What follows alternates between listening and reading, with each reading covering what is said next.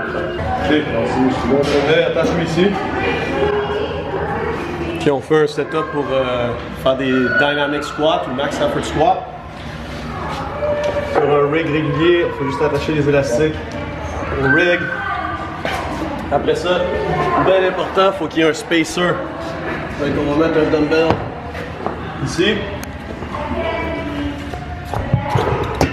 Puis on va mettre un autre vraiment plus lourd devant. Comme ça, ça fait un petit espace pour qu'on puisse squatter dans le rack. Puis le fait d'attacher l'élastique directement au poteau, ça fait que quand on va faire notre squat puis on va s'asseoir sur la boîte, il ne va jamais y avoir de lousse dans le squat. On va prendre une barre.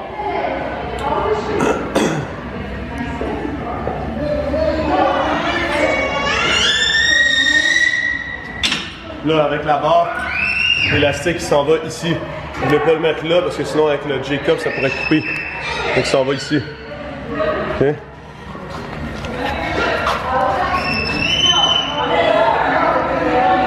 Ça, un élastique de cette taille-là, ça rajoute environ 80 livres en haut. Donc là, maintenant qu'on est seté, ça sera notre setup pour un dynamic squat. Parce que ça représente 80, 160, c'est environ 30-40% genre de nos max. Donc ça serait adéquat pour un dynamic. Si on faisait des max effort, il faudrait qu'on rajoute. Vous pourriez mettre un plus épais ou 2 élastiques petits. Il faut essayer de ne pas aller plus que 60% pour les max effort. Dans les max effort, on essaie d'avoir 40% et plus. Fait que le dynamic squat, ça ressemble à ça. On set la barre à une hauteur qui est dans le programming. Fait que c'est des vagues de 3 semaines. Fait que c'est de la hauteur de la boîte, l'élastique ne changera pas. La seule chose qui va changer, c'est le poids sur la barre. La première semaine, c'est 50% de son max, la deuxième, c'est 55%, la troisième, c'est 60%. Le nombre de reps, c'est 12 x 2 quand c'est à 50, 12 x 2 à 55%, 10 x 2 quand on est à 60%. Fait que ça ressemblerait à ça.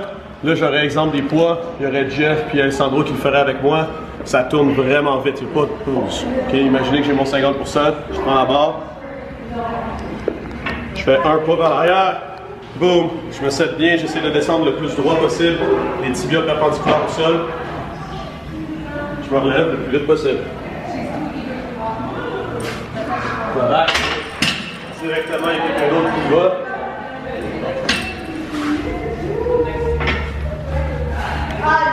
That's it, vers l'arrière, vite vers le haut. Vers l'arrière, vite vers le haut. Relax. L'autre qui va. Là, on peut continuer à se coacher. Fait que là, on lui rappellerait genre, fesses vers l'arrière, vite vers le haut. That's it. Vers l'arrière, vite vers le haut. That's it. Puis là, je rembarquerais. Fait que ce serait à peu près ça. Ce serait 30-40 secondes de break entre les 12 x 2. Ça, c'est pour les squats.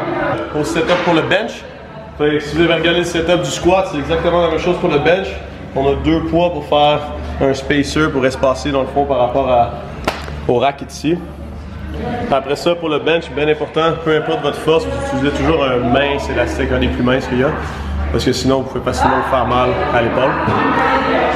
On va l'attacher de la même façon que celui du squat, au poteau en premier, en dessous le dernier spacer, puis là, on va le mettre à la barre.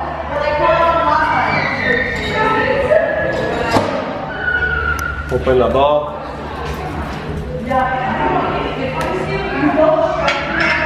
Le troisième.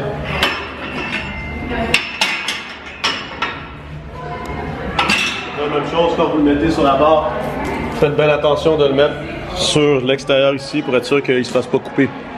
Ici. Là maintenant, il y a plusieurs posologies avec ça. C'est un max effort. Il y a l'élastique, vous pourriez rajouter pour l'instabilité des kettlebells, des choses comme ça. Ce qu'on utilise beaucoup aussi, c'est des boards. Il faut qu'on mette des boards de bois sur le chest pour réduire l'amplitude de mouvement.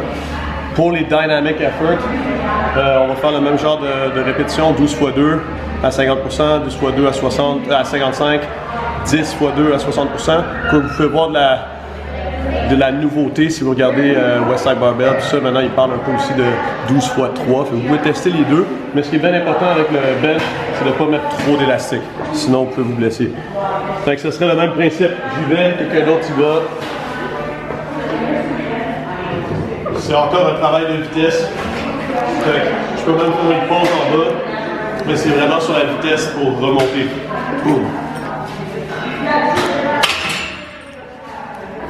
C'est tout le temps rapide, une personne après l'autre. Cool?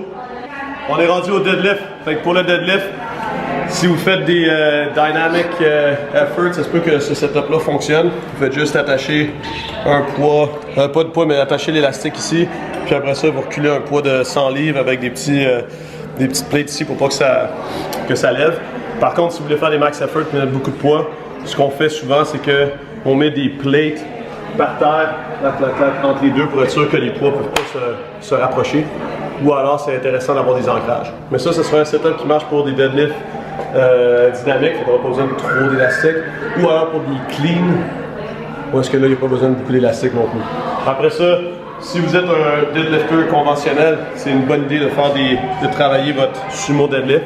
Comme ça augmente votre force pour les fessiers ischio, puis ça se transfère bien pour votre deadlift régulier. Puis si vous êtes meilleur en sumo deadlift, bien, travaillez votre deadlift régulier. Comme ça, vous travaillez toujours votre faiblesse. Donc, ici, même chose, c'est pour la vitesse.